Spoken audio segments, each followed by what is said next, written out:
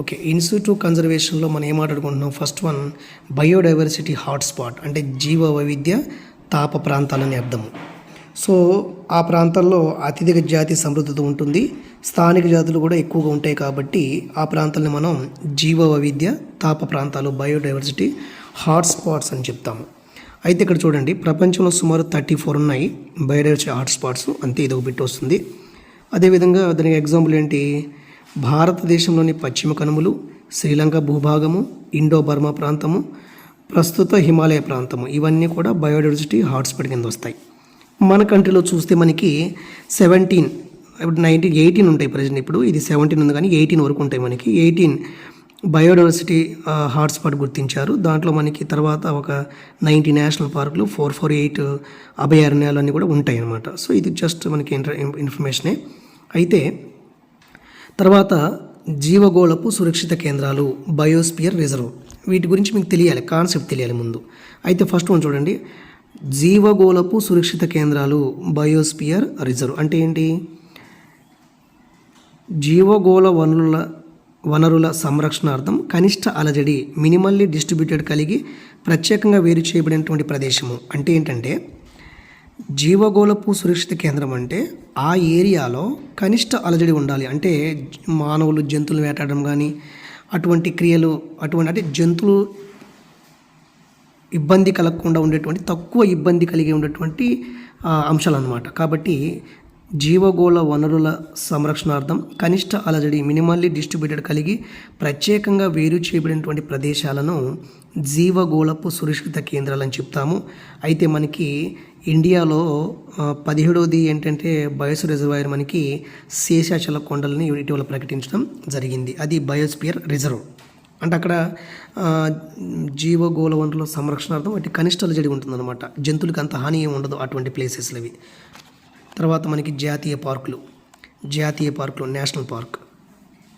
జాతీయ పార్కులు అంటే ప్రత్యేకంగా వన్యజీవుల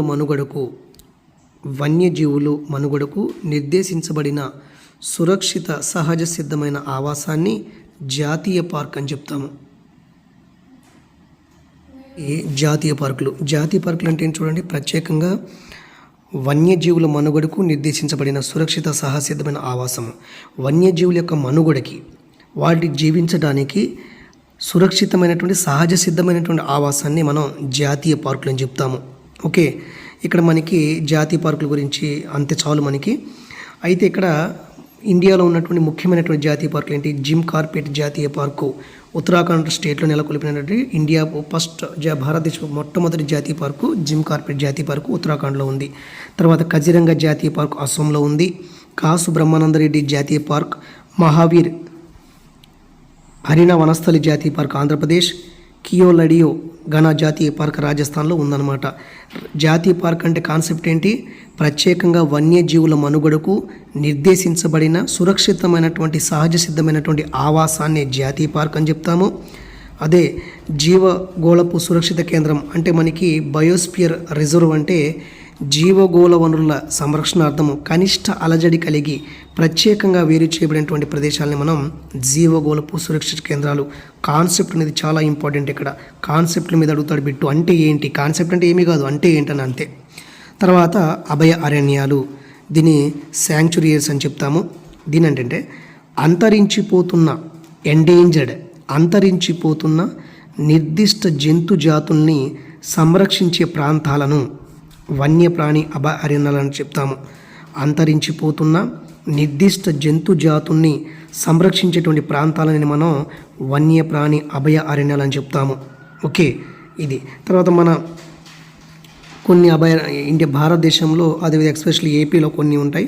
కోరింగా అభయారణ్యము శాంక్చురీస్, ఏటూరు నాగారం అభయారణ్యం తెలంగాణ, పాపికొండలు అభయారణ్యం అనేది మనకి రాజమండ్రి దగ్గరలో ఉంటుందన్నమాట. ఓకే, తర్వాత మనకి పావన వనాలు, స్కార్డ్ గ్రోవ్స్, పావన వనాలు అంటే ఇవి చూడండి. పావన వనాలు అంటే చూడండి, అటవీ ప్రాంతాల కంటే తక్కువ సంఖ్యలో వృక్షాలు గల ప్రాంతాన్ని వనం అని చెప్తాము. అటవీ ప్రాంతాల కంటే అడవి కాకుండా కొంచెం తక్కువలో ఉండేటువంటి ఎక్కడైతే ప్లాంట్స్ అన్నీ ఉంటాయో వాటిని సాధారణంగా మనం వనం అని చెప్పొచ్చు. ఓకే, మత ప్రాముఖ్యత గల వృక్ష సమూహాన్ని పావనవనాలు. పావనవనాలు అంటే ఏంటి? మతాన్ని సంబంధించి, అంటే మత ప్రాముఖ్యత కలిగినటువంటి వృక్ష సమూహాన్ని, ఏదైనా ఒక మతానికి సంబంధించి కొన్ని మొక్కలు ఉన్నాయనుకోండి ఆ ఏరియాలో, దాన్ని మనం పావనవనాలు అని చెప్పొచ్చు. ఇవి ఏ ప్రత్యేక సంస్కృతి సాంప్రదాయానికైనా చెందొచ్చు అనమాట. ఓకే, ప్రాబ్లం లేదు. ఈ ప్రాంతాల వన్యజాతుల ఆ ప్రాంతం అడవిలో ఉన్నప్పుడు, పావనవనాలు ఉన్నప్పుడు, పావనవనాలు కొన్ని జాతులు ఉంటాయి కదా, ఈ ప్రాంతాల వన్యజాతుల వృక్షాలన్నిటికీ తగిన గౌరవం, సంపూర్ణ సంరక్షణ కల్పించడం అనేది జరుగుతుంది. అంతే. ఇది పావనవనాలు స్కేర్డ్ గ్రూవ్స్ గురించి. అయితే ఇక్కడ పావనవనాల పేరు ఒకటి ఇచ్చాడు, స్టేట్ ఒకటి ఇచ్చాడు చూడండి.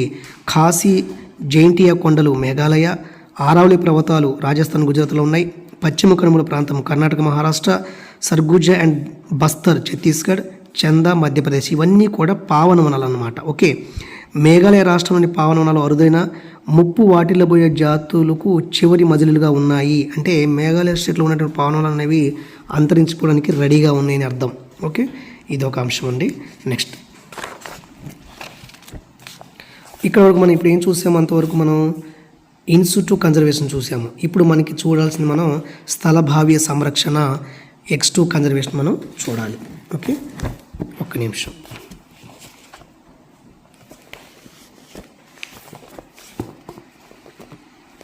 ఓకే, తర్వాత మనకి స్థలభావ్య సంరక్షణ.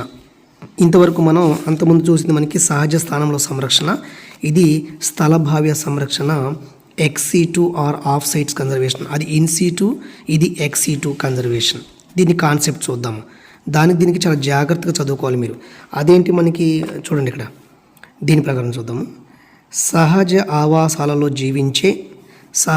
ఆవాసాల్లో జీవించే ముప్పు వాటిల్లబోయే జంతువులకు ప్రత్యేక వాతావరణ పరిస్థితులు గల ప్రదేశాలకు తరలించి, అంటే సహజ ఆవాసాల్లో జీవిస్తుండి అవి ముప్పు వాటిల్లబోతూ మనకు అనిపించినప్పుడు వాటిని ప్రత్యేక వాతావరణ పరిస్థితులు గలటువంటి ప్రదేశాలకి తరలిస్తారనమాట.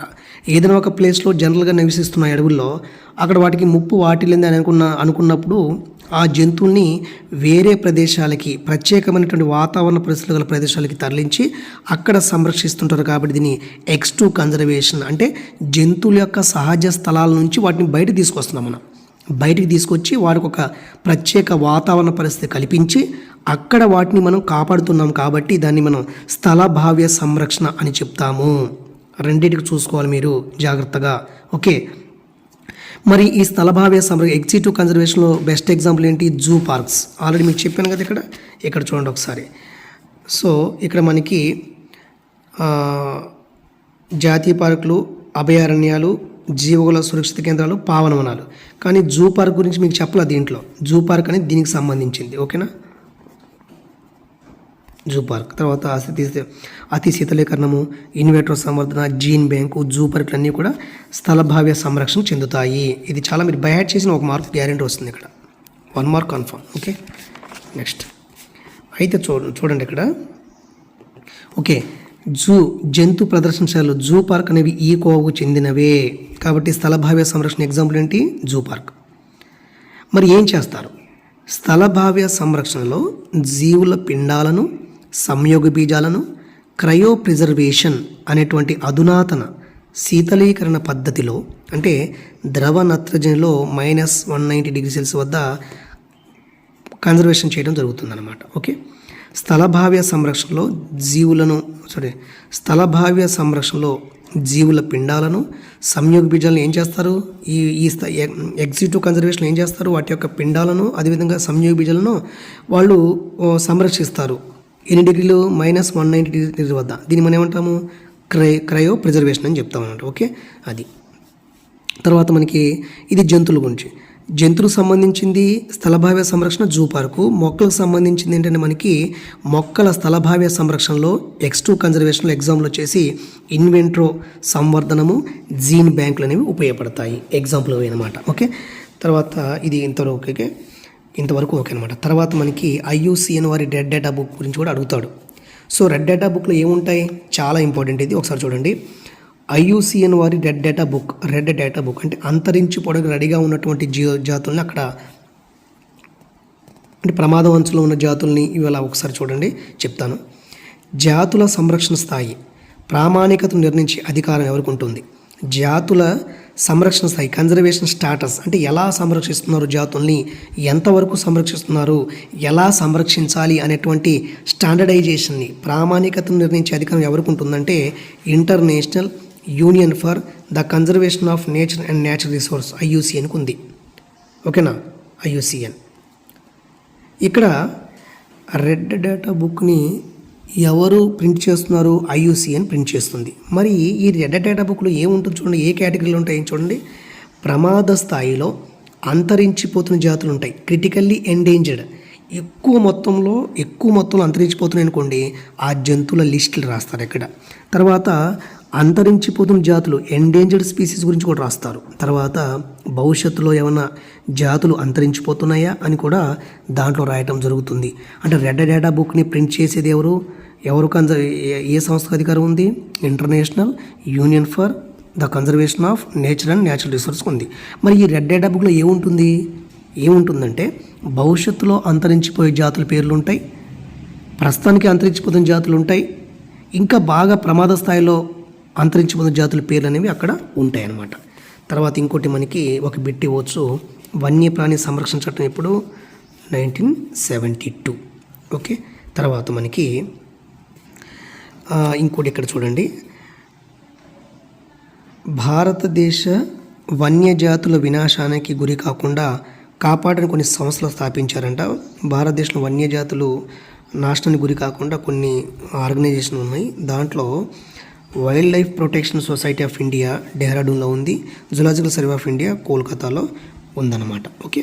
తర్వాత మనకి ఇది కూడా ఇంపార్టెంట్ చూడండి, 1992 బ్రెజిల్ రాజధాని రియో డి జనీరోలో ఎర్త్ సమ్మిట్ జరిగింది. అలాగే సౌత్ ఆఫ్రికా రాజధాని క్యాపిటల్ జోహాన్స్బర్గ్లో కూడా world summit on sustainable development రూపంలో ఒక సమ్మిట్ జరిగిందనమాట. ఈ రెండు సమ్మిట్లు కూడా బయోడైవర్సిటీకి సంబంధించిందే. ఓకే. తర్వాత లాస్ట్కి వచ్చేసాం మనం, భారతదేశంలో అంతరించిపోతున్నటువంటి జాతుల గురించి ఒక టేబుల్ ఇచ్చాడు. ఈ టేబుల్ మీరు ఒకసారి చూసుకోండి. సో భారతదేశంలో అంతరిస్తున్న జీవజాతులు: 1 ఆసియా సింహం, the Asiatic lion, Panthera leo persica scientific name. కృష్ణ జింక, ద బ్లాక్ బక్, ఆంధ్రప్రదేశ్ రాష్ట్ర మృగం. యాంటీలోప్ సెర్వికాప్రా, ఎర్ర పాండా, ఇల్యురస్ అక్రాసియస్. సింహతోక కోతి, మెకాకస్ సైలినస్. పెద్ద పులి, భారత జాతి మృగం టైగర్, ప్యాంథీరా టైగ్రిస్. కాశ్మీర్ దుప్పి, సెర్వస్ ఎలాఫర్ హంగ్లు. ఆసియా ఏనుగు, ఎలిఫస్ మ్యాక్సిమస్ ఇండికస్. మరుగుజ్జు పంది, సస్ సాల్వినియస్. సైబీరియన్ కొంగ, గ్రేస్ లుకోజెరానస్. సన్నని లోరిస్ టార్టిగ్రేటస్. సో ఇది మనకి మన జువాలజీలో ఉన్నటువంటి అంశాలు. ఇవి కూడా మీరు స్క్రీన్ షాట్ తీసుకోవచ్చు, ప్రాబ్లం లేదు. ఇంతవరకు మనం యూనిట్ 1లో సంబంధించినటువంటి ఇంటర్మీడియట్లో బాటనీకి చెందిన కొన్ని అంశాలు చూసాము, జువాలజీకి కొన్ని అంశాలు అనేది చూడటం జరిగింది. అంటే ఎగ్జామ్ వరకు మనం ఇన్ని వీడియోలు చేస్తామో, మన వీలు బట్టి అన్ని వీడియోలు చేస్తాను. మీ ఓన్ ప్రిపరేషన్ మీరు కొనసాగించాలి, దయచేసి అర్థం చేసుకోండి. అందరూ కూడా టైం ఒకటే కాబట్టి టైం ఇవ్వలేదు, మనం మనకి మన చేతిలో లేని పని, మన పని ఏంటంటే మనకున్నటువంటి టైంని మీరు సద్వినియోగం చేసుకోవాలి. Okay, thank you.